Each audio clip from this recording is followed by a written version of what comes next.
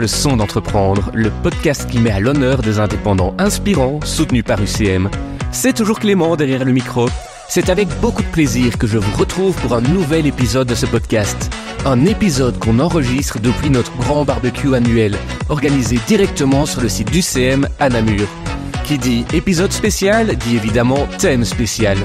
On va parler aujourd'hui du bien-être des indépendants, une thématique importante sur laquelle travaille UCM depuis plusieurs années. Début 2024, UCM a même créé une nouvelle équipe de conseillers pour informer et orienter les indépendants dans ce domaine.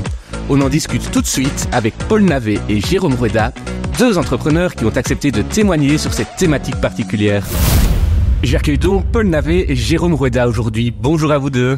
Bonjour. Bonjour. Alors Paul, tu es le cofondateur de la biscuiterie namuroise, une entreprise bien connue qui produit des biscuits artisanaux sur base de recettes de grand-mère, c'est bien ça ? Exactement, ouais, depuis 4 ans et demi maintenant. Jérôme, toi, tu es administrateur d'AJR, une boîte spécialisée en climatisation, ventilation et tout ce qui touche à la qualité de l'air. C'est tout à fait ça.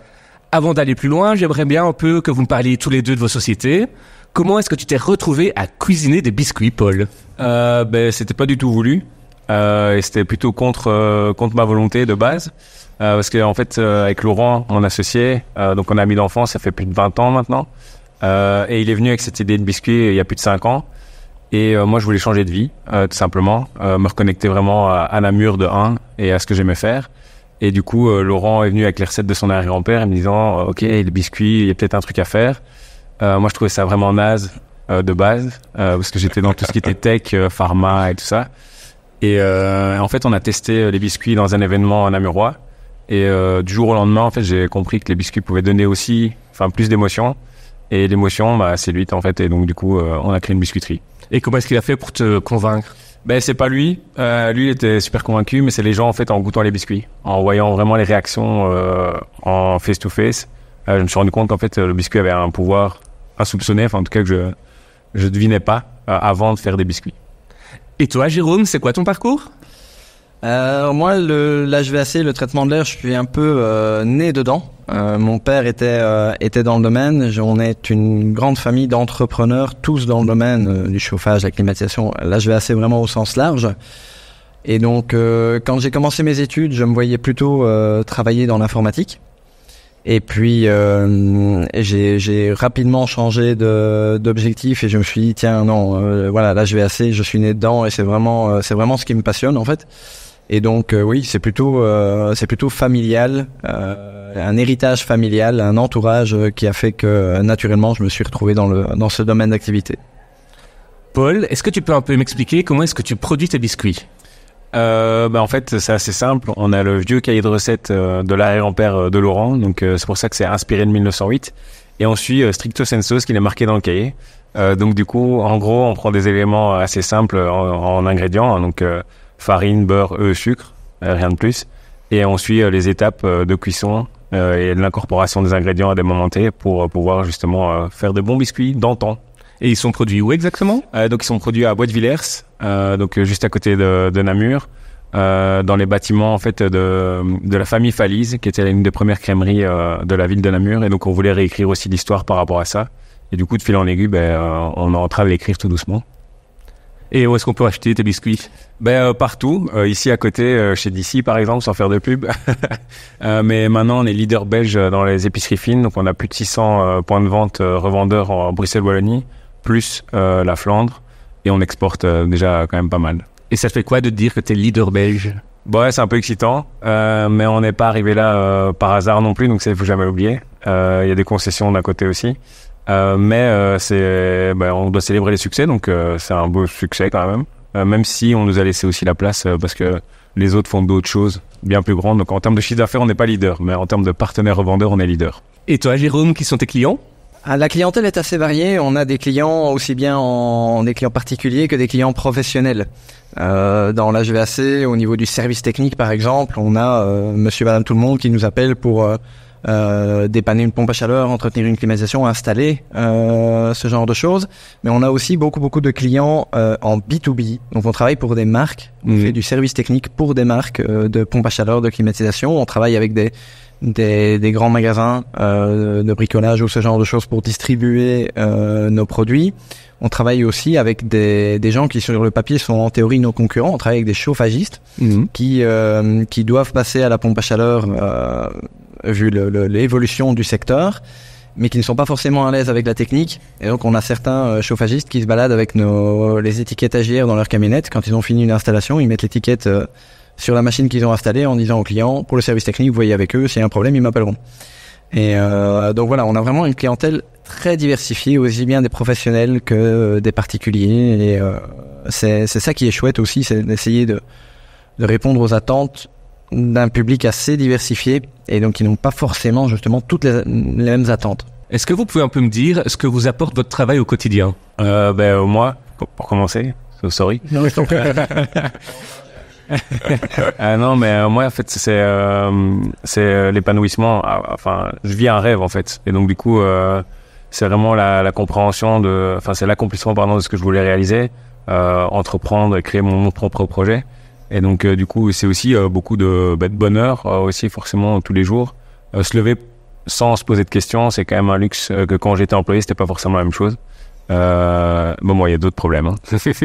Du bien-être, histoire de revenir sur la thématique. Non, mais blague à part, en fait, moi, j'ai commencé ma carrière en tant qu'employé dans le secteur. Et à un moment donné, suite à une revente de la société de mon père, donc je travaillais pour mon papa à l'époque, mais on a revendu la société et très vite, les valeurs humaines ont fortement changé. Et je me suis plus du tout retrouvé dans cette société, dans cette façon de fonctionner justement au niveau des valeurs humaines. Et donc j'ai commencé à subir pas mal de stress. Je rentrais, j'étais pas à l'aise. Je me sentais pas bien, ça se ressentait sur mon comportement et au niveau de la vie de famille, etc. Et donc là, à un moment donné, j'ai pris assez vite conscience de ça et je me suis dit stop, c'est hors de question que je laisse ça se produire. Et donc, à un moment donné, ça a vraiment été l'idée de me dire, OK, je crée mon entreprise et c'était un challenge pour retrouver un bien-être au niveau humain. L'entreprise m'apporte cette sérénité que je n'avais plus dans mon ancien job. C'est quoi le plus beau compliment qu'on t'ait fait? Le plus beau compliment qu'on m'a fait, c'est que dès qu'on arrivait à reconnecter les gens dans la cuisine de leur grand-mère, quoi. Et en fait, c'est un truc qu'on arrive à faire assez machinalement avec les biscuits. Du coup, c'est devenu ma petite phrase de prospection, et ça marche à chaque fois. Donc on arrive à reconnecter les gens à leurs bons souvenirs en fait. Et toi, Jérôme? Le plus beau compliment qu'on m'ait fait, en tout cas celui auquel je pense là maintenant, c'est peut-être effectivement dans cette façon de gérer le personnel et l'équipe. Un jour, j'ai quelqu'un qui m'a dit, mais en fait, vous êtes des gens bien. En parlant de moi, en parlant de mon épouse, en parlant de toutes les personnes qui sont autour, mais la façon dont on intègre les personnes, on fait toujours très attention au bien-être des collaborateurs. Je dis toujours que pour garantir ma propre sérénité, ma façon à moi, c'est de le faire, c'est de m'occuper de la sérénité de mes collaborateurs. Et si je fais ça, en retour, ils vont garantir ma propre sérénité. Et donc oui, un jour, j'avais une discussion sur ce sujet avec quelqu'un qui a dit, mais finalement, vous êtes des gens bien. Et ça fait plaisir. Oui, je veux bien croire. Alors maintenant qu'on en sait un peu plus sur vos deux entreprises, je propose qu'on s'intéresse à la thématique de cet épisode, le bien-être. Paul, tu m'as dit avant l'émission que tu dormais moins bien depuis que tu étais indépendant. Pourquoi ? Parce qu'on est connecté à une réalité économique à laquelle on doit absolument faire face. Il n'y a pas le choix de devoir faire des résultats. Et du coup, tous les jours, c'est forcément pas facile. Et quand j'étais employé, j'étais pas du tout connecté à cette réalité économique à 100%. Même si j'étais déjà un peu intra-entrepreneur, c'était le terme à la mode quand j'étais plus jeune. Mais aujourd'hui, clairement, on doit faire vivre des gens, on doit grandir, on a des pressions financières. Et du coup, ça cogite en fait beaucoup. Avant, je cogitais moins la nuit parce que ça me concernait pas personnellement en fait. C'est quelque chose que tu ressens aussi, Jérôme ? Non. Moi, je dois dire que je dors comme un bébé. J'ai pas du tout ce problème-là. J'ai cette chance. Donc non, le sommeil, c'est vraiment pas un problème chez moi. Mais je pense que l'impact du bien-être ou du mal-être, du coup, entrepreneurial peut être très différent en fonction des personnes et des personnalités. Et le stade de croissance de la société aussi. Nous, on est en phase d'accélération plus, là où ils sont, je pense, plus assis dans leur marché. Et donc, le niveau est différent, quoi. Et comment tu gères ce manque de sommeil ? Ça devient une habitude. Et donc, si on rajoute en plus un enfant dans la bataille, je suis super rodé. Donc, j'ai plus besoin de beaucoup dormir. Mais clairement aussi... certains jours clés où j'ai des grosses présentations ou le dimanche soir par exemple, je prends quand même des choses pour m'aider, donc saines, hein, pas des médicaments ultra chargés pour me doper quoi, mais j'essaye quand même de prendre des choses pour être quand même de temps en temps bien dormir quoi. Est-ce qu'il y a un moment où tu t'es rendu compte que ça allait trop loin ce manque de sommeil ? Oui. Donc et maintenant je mets aussi des garde-fous par rapport à ça pour ralentir. Mais c'est clair que parfois il y avait des messages que je lisais, en fait je lisais pas tout, je répondais aux gens et en fait je répondais pas à la question par exemple, ou quand mon corps aussi me dit, parce que j'ai une réaction au stress qui est pas naturelle chez moi, dans le sens où je la sens pas, et en fait c'est mon corps qui dit vraiment ça, et donc j'ai des plaques qui se mettent sur mon corps, et là je sais que je suis trop stressé, donc sinon je crois que j'ai un automécanisme qui fait que je suis faussement résistant au stress. C'est quelque chose qui a aussi été un symptôme que j'ai eu justement au moment où je me suis dit stop, j'arrête, le stress me pose problème et donc je me mets entrepreneur. Mais effectivement, ça se témoigne parfois de façon physique. Et donc là, quand ça arrive à ce point-là, on se dit il est temps de faire quelque chose. Est-ce que vous pouvez me dire tous les deux combien d'heures vous travaillez par semaine ? C'est beaucoup parce que moi j'adore bosser. Donc c'est un dilemme avec ma femme d'ailleurs. C'est que je préfère bosser que chez moi, entre guillemets, parce que c'est ma société. Mais non, c'est d'office 50 à 60 ou 70 heures semaine, quoi. Et toi, Jérôme ? Je suis incapable de le dire, je suis incapable de donner un chiffre. Au niveau de l'opérationnel, en tout cas, le moins possible, parce que je suis quelqu'un qui délègue énormément. Et il y a 2 ans maintenant, je me suis dit c'est terminé, je veux plus travailler pour ma boîte ou dans ma boîte, je veux travailler sur ma boîte. Et donc j'ai commencé vraiment à déléguer tout ce qui était tâches opérationnelles. Ça fait partie de toute façon de l'ambiance générale et du faire confiance à l'équipe et de ce côté bien-être, etc. pour me concentrer sur le développement. Et donc il y a des longues périodes où je réfléchis ou sur certaines choses, où je me pose des questions, où je discute avec des gens. Donc est-ce que c'est du travail? Ça parfois en fonction du regard extérieur la réponse change. Oui. Par rapport à ça maintenant le côté on travaille en famille. Mon épouse travaille avec moi dans l'entreprise, mes parents aussi, mon frère et ma belle-sœur ont une société. Voilà. Mon frère et ma belle-sœur ont une société exactement similaire, donc dans le même domaine d'activité. Donc le côté séparation, vie privée, vie familiale, moi je me pose même pas, vie privée pardon et vie professionnelle, je me pose même pas la question parce que c'est impossible, mais c'est pas devenu pour moi un problème parce que à partir du moment où justement on a cette sérénité dans le travail de tous les jours, c'est pas un souci de ramener du boulot à la maison et d'en discuter à la maison. Donc j'ai pas trop ce problème-là. Et je viens d'expérimenter ce qu'il a dit avec la délégation, justement parce que c'était trop pour un équilibre sain, quoi. Et maintenant je travaille moins. Donc c'est clairement un truc quand on a une structure qui grandit, c'est vraiment quelque chose qu'il faut faire pour aussi le bien-être global de la société, quoi. Parce que quelqu'un qui bosse trop, il est d'office à un moment donné épuisé, quoi. Et j'ajouterais là-dessus qu'il est très surprenant parfois de voir à quel point quand on accorde notre confiance et quand on donne des responsabilités aux gens, ça peut les révéler, révéler leurs valeurs et à un moment donné se dire tiens, ok, j'ai pas le temps de m'occuper de ça, je vais lui demander de s'en occuper, et puis après on part en regardant un peu derrière en se disant comment ça va se passer, et puis en fait après c'est juste waouh parce qu'on lui a fait confiance et donc lui ça le valorise, ça lui donne envie de le faire correctement.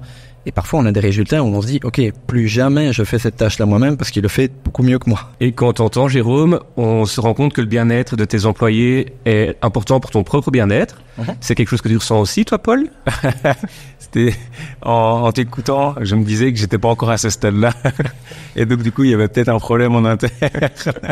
Mais si, c'est important. Mais de là à savoir le transmettre et à savoir transmettre une action pour que le bien-être se fasse chez les employés, enfin en tout cas l'écosystème qui gravite autour.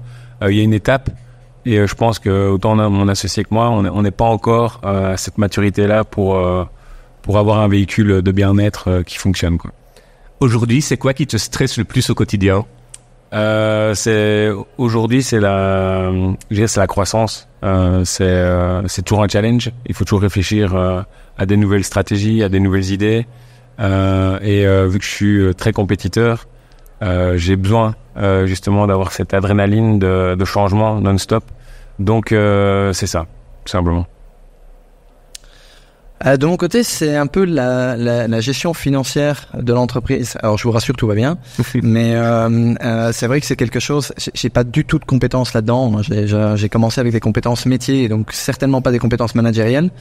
Donc, on apprend au fur et à mesure.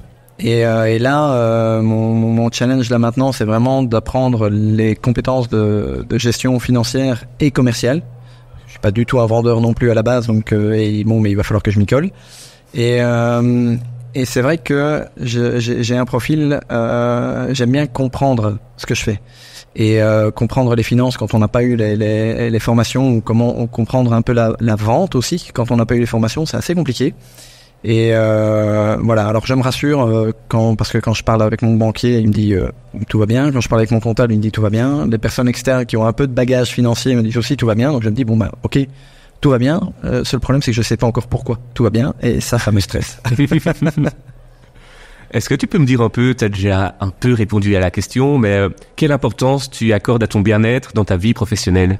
La plus haute, c'est primordial. C'est pour ça que j'ai quand même quitté un job pour créer ma propre entreprise parce que je me sentais mal. Donc, alors non seulement c'est mon bien-être est primordial, mais en fait c'est le bien-être aussi des collaborateurs et des clients. Si je veux, je crois que j'ai déjà dit au début, mais si je veux garantir ma propre sérénité, la meilleure façon de faire, c'est de garantir la sérénité de mes collaborateurs et de garantir la sérénité de mes clients. Je parle souvent d'alignement des intérêts. Quand on parle avec un client, quand on parle avec un collaborateur, c'est à partir du moment où on trouve un moyen pour aligner les intérêts, pour regarder finalement tous dans le même sens, il n'y a aucune raison que ça se passe mal. Donc pour moi, oui, le bien-être est non seulement un objectif, mais c'est aussi un moteur de l'entreprise. Et toi, Paul? Moi, je suis pas encore à ce stade-là. Je suis un peu un sadomaso par rapport à mon bien-être.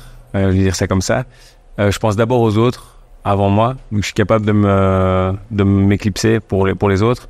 Mais je sais que c'est important. Donc, ça reste dans les défis que je dois surmonter, ou en tout cas réussir. Mais je sais que c'est important parce que pour tout le monde, enfin, on doit d'abord être égoïste avec soi-même pour pouvoir rayonner sur les autres de manière efficace. Et tu as des idées de ce que tu pourrais mettre en place pour que ça aille mieux? Moins travailler déjà. Ce serait peut-être une bonne première étape. Et aussi, il y a plein de choses que j'ai envie de faire. Donc, par exemple, c'est un truc, je le dis là, mais je suis abonné au Trends, mais j'ai pas le temps de le lire. Enfin, je prends pas le temps. Et donc, du coup, une deuxième étape, ce serait d'abord de prendre le temps de faire les choses de mon bien-être, quoi. Tu viens de dire quelque chose de très important. Tu as dit j'ai pas le temps de le faire, et tu as corrigé par je prends pas le temps. Je pense que quand on fait quand on prend conscience de cette différence dans la façon de dire les choses, c'est déjà un beau pas vers la prise de conscience de manière générale. Tu m'as déjà dit une phrase forte quand même, c'est qu'un indépendant est un oiseau qui se cache pour mourir. Oui, ça c'est une phrase que j'ai moi-même entendue de mon ami Sébastien Amande, qui alors c'est quand même à citer, qui maintenant fait partie de alors ils ont changé de nom, je sais plus si c'est l'ancien ou le nouveau nom, désolé Sébastien. C'est Revival, et c'est une entreprise qui aide les entrepreneurs qui ont fait faillite et qui les aide à rebondir. Donc lui il est à fond dans la thématique évidemment, mais oui, on constate quand même que les indépendants sont effectivement des oiseaux qui se cachent pour mourir parce qu'il y a la honte de l'échec. Et ça, c'est très ancré dans notre culture, je pense, ici. Si on va voir outre-Atlantique, c'est totalement différent. Finalement, on va peut-être pas faire confiance en Amérique à un entrepreneur qui n'a pas encore eu un échec. Alors que ici, quand on a vécu un échec, on est étiqueter, cataloguer. Ok, celui-là, il faut pas lui faire confiance parce que il va se louper. Et là, il y a vraiment un changement de mentalité à faire, aussi bien pour les gens qui ont un regard extérieur que pour les entrepreneurs eux-mêmes. Se dire oui, j'ai raté, et alors maintenant je sais comment ne pas faire. Et elle t'inspire quoi, toi, cette phrase, Paul? C'est vrai. Je crois que la culture belge n'est pas une culture d'entrepreneur, enfin en tout cas wallon, si vous voulez dire. Je trouve qu'il y a quand même une large disparité entre la Flandre et la Wallonie pour ça aussi. Et le wallon aime bien se faire mal en fait. Aime bien mettre en avant les échecs versus les success stories. Et je crois que sa phrase est totalement vraie pour la Wallonie. C'est juste une évidence, quoi. Il faut que ça change en fait. On doit être fier d'avoir tenté quelque chose, de pas avoir réussi. On a appris ces leçons et du coup on va créer d'office quelque chose de mieux après, quoi. On l'a entendu, être indépendant ou entrepreneur, c'est pas mal de stress, mais il y a aussi d'autres facteurs qui compensent ce stress. Vous diriez quoi, par exemple? Le sport, ça me paraît clair. Enfin, moi, je suis un addict au sport et c'est dans mon équilibre de stress, de ma balance du stress, si on peut dire ça comme ça. Si je fais pas de sport, je deviens vraiment dingue. Donc ça, c'est un deal que j'ai avec ma femme, c'est qu'il faut que je fasse du sport si elle me veut bien balancer, quoi. Et toi, Jérôme? Oui, il y a effectivement les exutoires classiques, le sport, les hobbies, la vie de famille, le lâcher prise, etc. Maintenant, toujours pour rejoindre aussi ce que tu as dit, effectivement, se réjouir de ce qui se passe bien quand on a un client qui nous dit qu'il est satisfait. Ça, c'est quelque chose qu'on partage à toute l'équipe systématiquement pour dire voilà, encore un client satisfait. Les bonnes idées, quand on voit qu'un collaborateur a fait quelque chose et on se dit mais c'est une super idée ça, mais voilà, alors, on s'en félicite, deux, on le partage à toute l'équipe parce que faites pareil. Je reprends toujours cette histoire. Un jour, mon premier collaborateur était en train de dépanner une machine, une grosse climatisation, et il voulait m'appeler parce qu'il était bloqué sur un point, il voulait mon avis. Et j'étais pas disponible. Donc il a essayé de m'appeler une fois, deux fois, pas moyen de me joindre. Et finalement, je l'ai eu au téléphone quand il a eu terminé. Et il m'a dit, mais écoute, j'arrivais pas à te joindre. Bon, ça faisait quelques années qu'on travaillait ensemble. Et il dit, je me suis assis. J'ai pris le temps de réfléchir et je me suis dit, tiens, mais finalement, qu'est-ce qu'il me dirait? Qu'est-ce qu'il me poserait comme question? Comment est-ce qu'il me ferait avancer? Et ça, mais c'est juste magnifique. Ça me donne la chair de poule à chaque fois que je raconte cette histoire. Et finalement, il a dépanné la machine comme ça, parce qu'il s'est fait une conversation imaginaire avec moi, parce qu'il me connaît très très bien.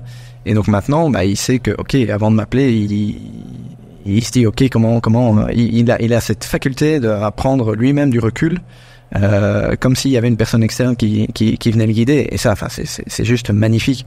Donc toutes ces réussites, je pense que c'est vraiment quelque chose de très bénéfique. Est-ce que tu aurais une histoire similaire, Paul, de quelque chose où tu t'es dit ça m'a fait du bien? C'est typiquement quand les choses roulent toutes seules, en fait. C'est vraiment ça. Donc maintenant qu'on a, enfin, bête exemple, mais je gérais beaucoup au niveau commercial.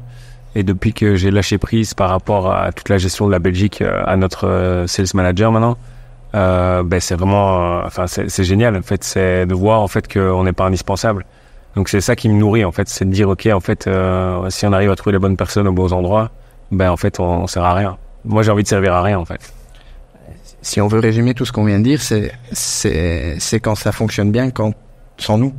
C'est à chaque fois que quelque chose qu'on a mis en place fonctionne super bien sans qu'on ait dû mettre la main dessus. Ça c'est juste, c'est exact, ouais. C'est un plaisir, quoi. Comment tu gères le fait de travailler au quotidien avec ta famille? Je sais pas comment je le gère, mais c'est pas du tout un problème. Il y a, alors je vois mon épouse de l'autre côté du téléphone qui me fait si, il y a des problèmes. Oui, c'est vrai qu'il faut quand même à un moment donné trouver un certain équilibre. Mais avec mes parents, finalement, j'ai toujours travaillé avec eux, puisque à un moment donné, je travaillais pour eux, et puis maintenant c'est eux qui travaillent pour moi. Mais parfois, oui, il faut réussir à trouver un certain équilibre et à donner aux personnes les tâches pour lesquelles elles sont le plus aptes. Donc, réussir à être suffisamment clair pour se dire, mais ça, moi, je suis nul dans ce genre de tâches. Je suis meilleur dans tel type de tâches. Et à contrario, c'est-à-dire, tiens, d'autres personnes finalement sont meilleures en telle ou telle chose. Et voilà, répartir les tâches dans ce que les gens font le mieux et généralement qui sait le mieux faire. C'est souvent lié. Et une fois qu'on fait ça, qu'on fait confiance et puis qu'on arrive à cette conclusion de dire c'est pas parce que moi j'aurais fait autrement que c'est moi qui ai raison. Donc à un moment donné, ben voilà, t'as décidé de faire ça comme ça, ok, c'est toi qui est dans cette sphère-là, qui est dans ce boulot-là. Tant mieux, super. Et puis si ça marche pas, ben on corrigera après, c'est tout. Et au repas de famille le dimanche, t'arrives à parler à autre chose que de ta boîte ou Non. C'est pas un problème, ça. Non, c'est pas un problème parce que j'en ai parlé au tout début, mais cette séparation vie privée, vie professionnelle, moi j'ai un blocage avec ça, avec quand on dit tiens, il faut absolument mais non, je suis pas d'accord. Parce que si on veut séparer la vie privée et la vie professionnelle, c'est forcément qu'il y en a une des deux dans laquelle on se sent pas bien. Et a priori plutôt la vie professionnelle, enfin j'espère. Sinon là il y a d'autres solutions, mais là je suis plus, c'est même pas, voilà, c'est pas moi qu'il faut poser les questions. Mais je dis souvent, on travaille minimum 8 heures par jour, on dort environ 8 heures par jour. Ça veut dire que on est chez soi 8 heures par jour. Et donc finalement, on est autant au travail que à profiter chez soi. Donc pourquoi est-ce que on se sentirait mal et on travaillerait dur dans des choses qui ne nous plaisent pas au boulot pendant 8 heures pour être bien chez soi pendant 8 heures? Il y a pas de raison. Donc arrangeons-nous pour être bien dans notre travail, et alors après la question de la séparation de la vie privée et de la vie professionnelle n'est plus un problème. Je te vois aussi la tête, Paul. Je suis totalement d'accord. En fait, c'est un équilibre global sur sur toutes les 24 heures qu'on vit chaque jour. Je pense que chacun doit trouver sa propre recette avec ses propres ingrédients pour revenir au biscuit. Je suis pas mauvais non plus. Et je crois que ça se met en fait. Il y a tellement de paramètres qui rentrent en ligne de compte que en fait, il faut juste trouver sa propre recette à soi. Est-ce que vous auriez un exemple de stress intense que vous avez vécu dans le cadre de votre travail et comment est-ce que vous l'avez surmonté? Ouais, moi c'était au tout début quand on s'est lancé, donc on s'est lancé en décembre 2019. Donc on a très vite eu nos premiers clients et mars 2020 le Covid arrive et avec donc Laurent, mon associé, on avait tout droppé, donc on avait tout quitté, tout le confort, donc on n'avait plus de revenus, on n'avait plus rien et il y a le Covid qui arrive et donc en mars 2020 il y a les petites boules de western là qui sont bien passées dans le bureau. Donc on a fait 0 vente. Et là on s'est quand même dit, est-ce qu'on a fait le bon choix de lancer une biscuiterie? C'était un peu chaud, donc pendant 1 mois et demi, il s'est rien passé. Et comment est-ce que tu t'es dit, allez on continue? La persévérance. On s'est dit, ce truc-là, ça va s'arrêter à un moment, quoi. Et la chance qu'on a eue, parce que c'est quand même une chance, c'est que les gens sont reconnectés aux produits locaux. Et on était dans un business qui était encore ouvert. Et donc, à partir d'avril, ça a décollé. Mais pendant 1 mois et demi, ne rien voir qui se passe, ça a été très stressant. Ouais, je veux bien croire. Est-ce que vous auriez des exemples de conseils pour des entrepreneurs qui voudraient un peu lever le pied sans délaisser leur boîte? Savoir, en fait, leur équilibre, en 1. Bien gérer leur temps, forcément en 2. Et s'outiller un maximum par rapport au fait, par exemple, de se laisser du temps pour faire leur hobby et qui les déstresse, quoi. Donc du sport, par exemple, je trouve que c'est un équilibre important. Moi, je pense qu'il faut reculer pour mieux sauter. Il faut, à partir du moment où on veut se libérer du temps, il faut en donner plus aux collaborateurs aux collaborateurs et aussi aux outils. Donc, c'est-à-dire mettre en place des outils, des procédures pour que les choses fonctionnent sans nous. Former les collaborateurs, leur donner confiance, les aider pour que eux aussi puissent accomplir leurs tâches sans nous. Et à ce moment-là, c'est juste magique tout ce qu'on une fois qu'on a compris ce mécanisme, tout ce qu'on peut faire. Et à un moment donné, on se dit mais oui, la boîte elle tourne sans moi, quoi. T'as un exemple concret? Je vais prendre un exemple, peut-être du temps où j'étais même pas encore indépendant. Quand je travaillais encore pour mon père, j'avais un peu 2 tâches principales. Je travaillais au niveau du bureau d'études pour faire les études, les devis sur les installations, etc. Et j'ai aussi rapidement décroché un client en service technique, une marque de pompe à chaleur pour laquelle on faisait le service technique. Ça a très vite grandi et donc à un moment donné je me suis retrouvé avec beaucoup d'heures de travail et j'ai dit stop, c'est plus possible. Et donc il y a eu un jeune technicien qui est maintenant qui est celui qui a commencé l'entreprise avec moi, en fait, qui m'a suivi directement dans l'aventure d'AJR, qui a commencé chez nous en tant que jeune, vraiment fraîchement sorti de l'école. Et j'ai dit à mon père, celui-là, je le prends avec moi en camionnette. Et donc pendant 3 mois, il est venu avec moi. Et je lui ai dit, c'est pas compliqué. Pendant 1 mois, tu vas venir avec moi, tu regardes ce que je fais, je t'explique, et tu essayes de tout enregistrer, de tout comprendre, etc. Le mois suivant, c'est toi qui vas faire, et je te guiderai, je te dirai ce qu'il faut que tu fasses. Et le mois d'après, on va partir en camionnette, c'est toi qui prends le volant. Quand on arrive sur place, tu te présentes au client et tu dis j'ai un petit jeune avec moi que je suis en train de former, en parlant de moi. Pourquoi ? Parce que si on faisait pas ça, si je disais tiens je le forme, je suis juste là pour vérifier ce qu'il dit, ce qu'il fait, les clients me posaient les questions à moi. Et donc on inversait les rôles. Je passais pour le jeune qu'on formait, et donc il était vraiment plongé dans le bain comme s'il y était, et j'étais juste là pour intervenir si jamais à un moment donné il faisait vraiment une grosse bêtise. Et là, ok, on remettait les choses à plat et on réexpliquait le sujet. Et je me souviens pendant ce premier mois. Du coup, vous avez compris, j'aimais bien parler, hein, donc j'arrêtais pas de discuter, de lui expliquer ce qu'il devait faire. Et à un moment donné, il part chercher un truc à la camionnette et j'ai un chauffagiste qui était à côté, qui faisait l'installation et qui me dit mais arrête de tout expliquer comme ça. Et je lui dis mais pourquoi ? Il dit parce que pour finir, il va en savoir autant que toi. Je dis oui, c'est le but. Et c'est que comme ça qu'on peut grandir en fait. Si on amène les autres à pouvoir faire les tâches que dans un premier temps on est le seul à pouvoir accomplir, après ça nous libère du temps pour faire d'autres tâches et il faut grimper les échelons comme ça tous ensemble. C'est comme ça qu'on évolue. C'est déjà la fin de cet épisode spécial enregistré à l'occasion du barbecue annuel organisé par UCM Namur.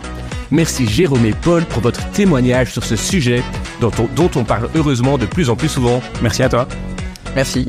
Nous, on se retrouve très bientôt pour le prochain épisode de notre podcast. D'ici là, n'hésitez pas à vous abonner sur votre plateforme préférée et à découvrir les autres épisodes. À très vite.